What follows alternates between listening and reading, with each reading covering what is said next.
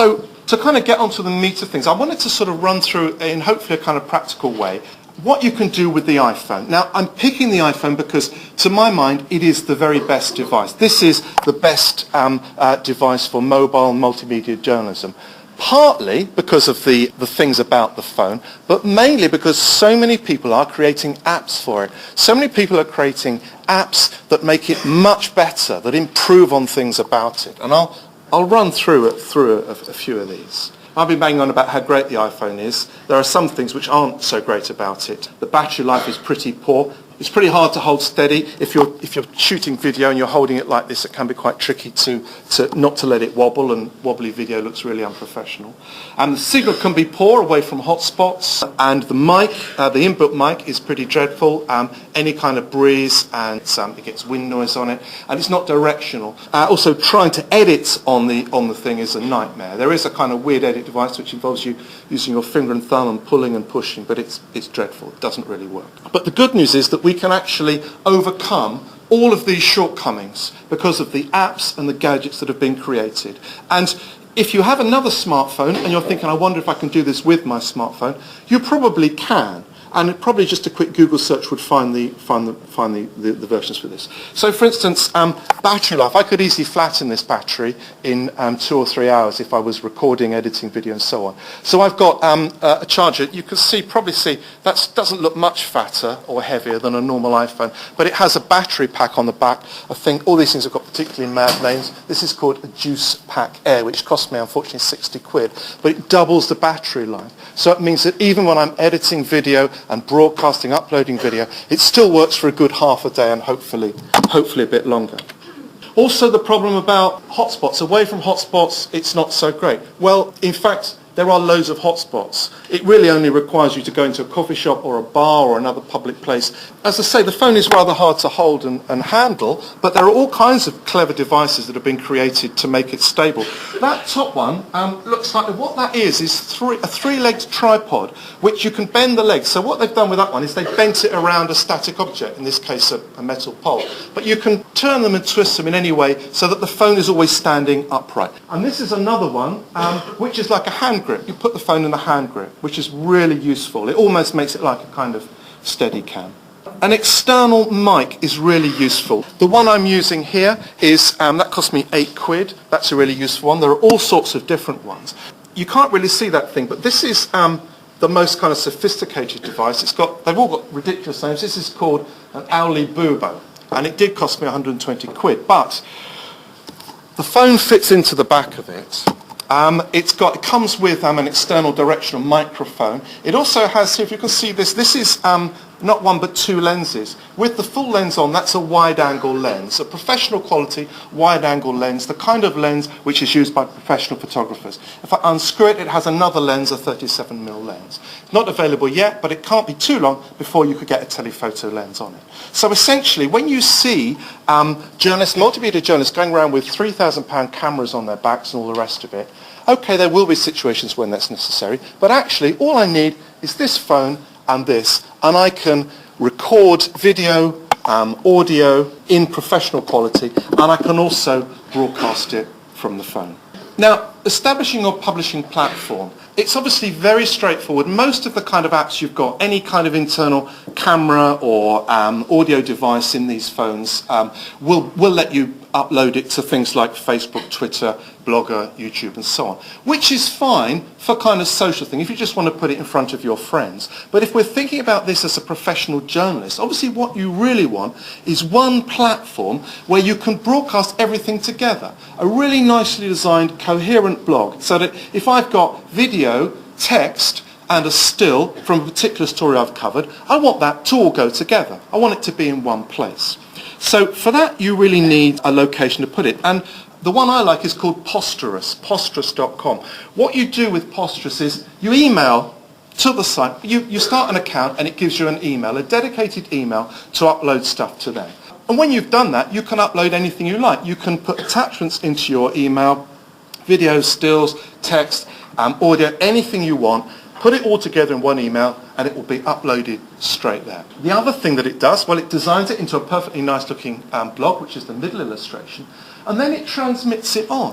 It broadcasts it on. So what this is, what a blog like Posterous is a broadcasting platform. Anything that I record and send is received at the Posterous blog, but then, depending on how I set it up, it will then retransmit. So for instance, if I want Twitter alerts about the stories I upload, if when I've got a video, I want it to go to YouTube, if I've got stills, I want it to go to Flickr or whatever other platform, it will spread them around. Which means that all sorts of people, hopefully, are seeing my stuff from one of those things. Maybe they see an alert on Twitter, or they see a video on YouTube, and the link takes them back to Posterous, it takes them back to my blog.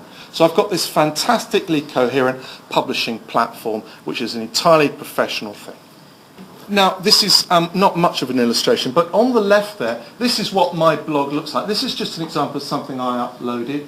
So you've got a headline. To make that headline, I just made that the subject line of my email. And then I had, it was actually a YouTube, I'd already posted this video to YouTube. So I got the code, the embed code, stuck it there, and also said I wanted a link. And that's gone up, that's gone to Posterous, and it will also transmit to any of those other things that I've set up. Any of those will also auto-post onto any of those devices.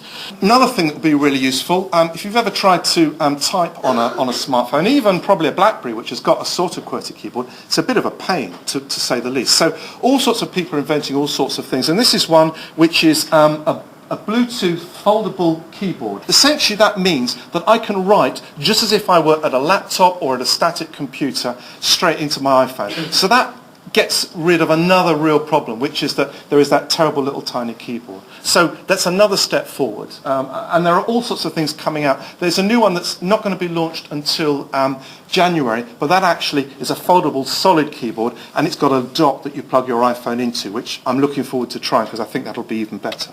These are the stuff that you can create on the iPhone. It's already got an inbuilt audio device, voice memo, and it records in perfectly good quality. If I've got a decent mic on it like that one, it will record me in professional quality audio, and it's got the share button.